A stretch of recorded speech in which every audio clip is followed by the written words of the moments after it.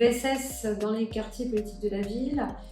par le biais de la commande publique pour pouvoir développer des activités de ESS au cœur des quartiers. Aujourd'hui, on a des clauses sociales qui sont généralisées dans quasiment tous les marchés publics lancés, que ce soit en rue ou hors en rue. Ça a l'avantage de réserver un nombre d'heures d'insertion aux habitants des quartiers. Ponctuellement, la difficulté, on le voit sur les quartiers dans lesquels on est implanté, on a peu de femmes qui sont recrutées par le biais de ces clauses, dans la mesure où on est beaucoup sur des marchés en rue, de bâtiments,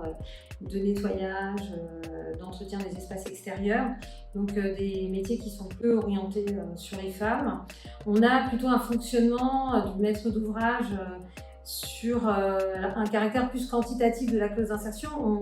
On impose un certain nombre d'heures, on fait fonctionner le compteur d'heures d'insertion sans forcément travailler sur des parcours plus qualitatifs. Ça se fait bien sûr sur certains territoires, ponctuellement, mais ce qu'on aimerait dans l'idéal, c'est de généraliser et d'utiliser un peu tout l'attirail législatif des clauses d'insertion, à savoir les articles qui permettent de réserver des lots à des structures de l'ESS ou d'insertion par l'activité économique, qui obligeraient les maîtres d'ouvrage à l'allotissement pour permettre à des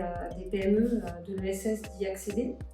et ce qui permettrait aussi de co-construire avec les structures de l'ESS des réponses qui sortent des secteurs traditionnels de l'insertion. Ce serait intéressant de pouvoir co-construire avec les maîtres d'ouvrage des réponses qui aillent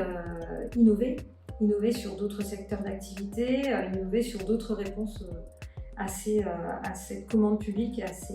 ces clauses d'insertion, ce qui permettrait de construire des étapes de parcours avec les habitants pour leur permettre aussi de bénéficier de ces travaux, de ces commandes qui se font sur leur territoire, et d'avoir aussi des structures d'insertion, des structures de l'ESS